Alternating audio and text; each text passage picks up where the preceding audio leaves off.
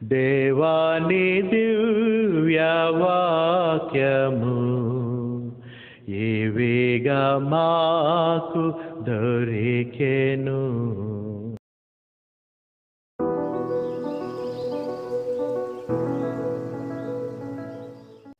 ఒక చక్కని పాట, heaven is a wonderful place.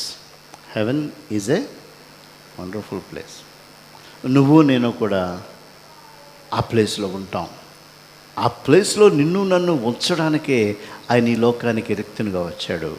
తిరిగి నిన్ను నన్ను తీసుకుని వెళ్ళి అక్కడ ఉంచడానికే ఆ నిటారుగా ఉన్నటువంటి సిలువ మీద ఆయన మరణించాడు. దాసుడని యజమానుడని లేడు ఈ సిలువకి, పురుషుడని స్త్రీ అని లేదు ఈ యొక్క సిలువకి, గ్రీసు దేశస్థుడు అనేటువంటి వాడు లేకపోతే ఏ దేశస్థుడు అనేటువంటిది లేదు. అందరము ఆయనకి, ఈ సంఘం కూడా everyone is equal in this church. That is cross. That is the value of cross. ఇది ఎప్పుడైతే మనం చూసామో ఆ డెప్త్ ఏంటి, ఈ సిలువ ఆ యొక్క దాని లోతులు మనం ఆలోచించినట్లయితే, దాని లోతుని మనం చూసినట్లయితే, దాని లోతు, ఈ సిలువ లోతు నీవు నేను కూడా గ్రహించలేనంత లోతు. నువ్వు పాప కోపం అనేటువంటి కోపములో నువ్వు దిగిపోయినప్పటికీ, నీవు ఈ లోకంలో పాపాల చేత నువ్వు కప్పబడినప్పటికీ, నీ జీవితమే ఒక మనుషుల్ని మనసులతోటి మాటలతోటి చంపించేటువంటి బ్రతుకు, పాపంతో బ్రతికే బ్రతుకు, ఇలాంటి బ్రతుకు నుంచి కూడా నిన్ను పైకి లేవనెత్తగలిగేదే సిలువ. అదే సిలువ యొక్క లోతు. The depth of the cross is can bring you up from the pits of the sin అంటాడు ఒక దైవజనుడు. ఆ యొక్క పాప కూపం నుంచి నిన్ను బయటికి తీసుకురాగలిగిందే సిలువ యొక్క లోతు. రోమిలకు రాసిన పత్రిక 11వ అధ్యాయము 33 నుంచి 36 వరకు. ఆహా, దేవుని బుద్ధి జ్ఞానముల బాహుళ్యము ఎంతో గంభీరము, ఆయన తీర్పులు శోధింపనెంతో అసత్యములు, ఆయన మార్గములెంతో అగమ్యములు. ప్రభువు మనస్సు నెరిగిన వాడెవడు, ఆయన ఆలోచనలు చెప్పిన వాడెవడు, ముందుగా ఆయనకిచ్చి ప్రతిఫందము గలవని వాడెవడు. ఆయన మూలమునను ఆయన ద్వారాను ఆయన నిమిత్తము సమస్తమును కలిగినవి, యుగ యుగముల వరకు ఆయన మహిమ కలుగును గాక. ఎవరి గురించి మాట్లాడుతున్నాడు ఈ పౌలు? ఈ లోతులు, ఈ యొక్క నిత్యత్వాన్ని నుంచి నిత్యత్వానికి, పరలోక సింహాసనం వరకు ఉన్నటువంటి ఈ ఎత్తుని గురించి చెప్పేటువంటి పౌలు ఏం చెప్తున్నాడంటే, everything is in Jesus alone. యేస్సులోనే, యేస్సు యందే, యేస్సు ద్వారానే మన విన్నపం, యేస్సు ద్వారానే మన రక్షణ, యేస్సు ద్వారానే పరలోక మార్గం. వీటివన్నిటికి కూడా ద ఎవ్రీథింగ్ దేవుని దగ్గరికి you cannot get away without Jesus and cross. దేవుని దగ్గరికి నీ స్వయంగా నీ క్రియల ద్వారానో, నీ ఘనతల ద్వారానో, నీ ధర్మశాస్త్రం ద్వారానో నువ్వు చేరవు. ఓన్లీ యేసుక్రీస్తు ఆ సిలువ మార్గము ద్వారానే పరలోకపు తండ్రికి నువ్వు చేరగలవు. అందుకే ప్రతిఫలం పొందగలవని వాడెవడు అని అడుగుతూ ఉన్నాడు. ప్రభు మనసుని ఎరిగిన వాడెవడు, ఆయన ఆలోచన చెప్పిన వాడెవడు, ప్రతిఫలం పొందగలిగిన వాడెవడు, యుగయుముల వరకు ఆయన మహిమ మనకి కలుగును గాక.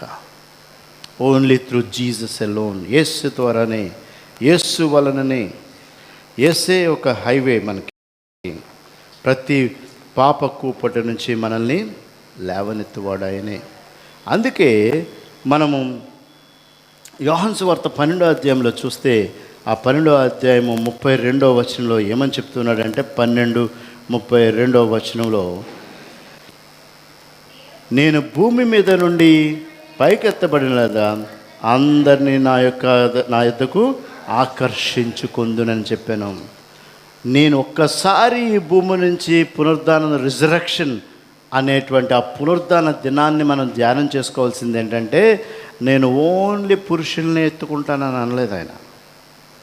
లేకపోతే ఓన్లీ ఫలానా వాళ్ళే, నేను ఫలానా సంఘంకి వెళ్ళిన వాళ్ళనే తీసుకుంటాను. ఆయన యొక్క మనస్సు, the length and the depth and the height of this cross is ఏంటంటే అందరినీ. అందుకే నరకం ఆయన ఆలోచనలోంచి పుట్టింది కాదు.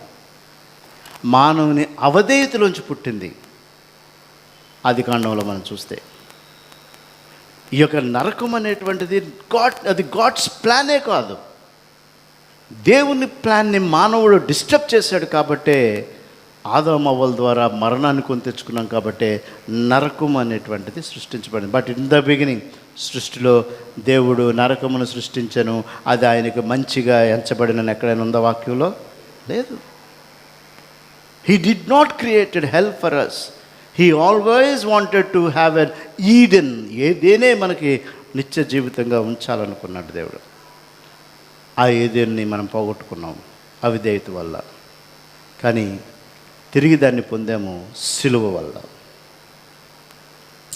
ఇది మనం ఎప్పుడైతే జ్ఞాపకం చేసుకున్నట్లయితే అందరినీ ఆయన యొద్దకు చేర్చేటువంటిది సిలువే. నేను ఎక్కడి నుంచి అంటున్నాడు ఆయన? నేను భూమి మీద నుండి పైకి ఎత్తబడిన అందరినీ నా యొద్దకు ఆకర్షించుకుందునని చెప్పాను. అందుకే ఏమన్నాడో తెలుసా? అందుకే ఆ సిలువని గురించి మాట్లాడేటువంటి, సిలువ మీద నుంచి మాట్లాడినటువంటి మాటల గురించి మనం ఆలోచన చేస్తే, ఈ క్షమాపణ ప్రేమ కలిగినటువంటి సిలువను గురించి చూస్తే, పాత నిబంధనలో ఈ క్రీస్తు సిలువ మరణం గురించి సుమారు 28 సార్లు ప్రవక్తల చేత ప్రవచించబడింది. సిలువ మరణము 28 times ఇన్ ఓల్డ్ టెస్టిమెంట్, 28 సార్లు పాత నిబంధనలో. కొన్ని అధ్యాయాలే రాయబడినాయి ఈ సిలువను గురించి, మరణం గురించి.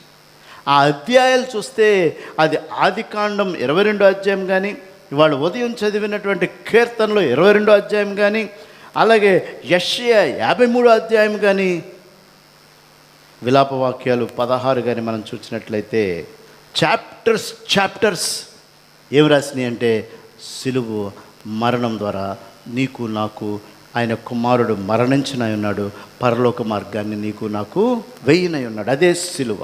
That is called cross. అందుకే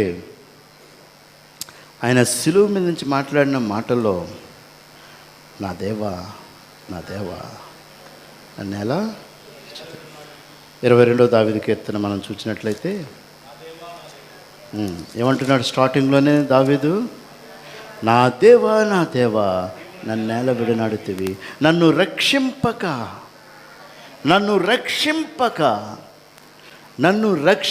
నా ఆర్తదని వెనక నీవేళ. ఆయన ఆర్తదని ఏంటంటే, ఎందుకు చెప్తున్నాడంటే, ఇప్పుడు పాపమెరగనటువంటి ఈ క్రీస్తు, పాపము తెలియనటువంటి ఈ క్రీస్తు యొక్క ఆర్తనాదం ఏంటంటే, నీ పాపము నా పాపము మనందరి పాపము ఆయన మీద పడుతూ ఉంటుంటే, ఆయన ఆర్తధ్వని ఏంటంటే, అది ఆయన మీదకి వస్తూ ఉంటుంటే, నువ్వు చేయవలసినటువంటి, నీవు అనుభవించవలసిన శిక్ష ఆయన మీదకి, నా పాపాలు నీ పాపాలు ఆయన మీద పడుతూ ఉంటుంటే, నా దేవా నన్ను ఎలా. సిలువ మీద నుంచి మాట్లాడుతూ ఉన్నాడు. ఆయన ఆర్తధ్వని ఏంటంటే, ఈ పాపాలు నా మీదకి వచ్చినాయి కాబట్టి నన్ను రక్షించు. రక్షణ. నేను ఇది భరించలేకపోతున్నాను, ఈ లోక పాపాలు నా మీద పడిపోతున్నాయి.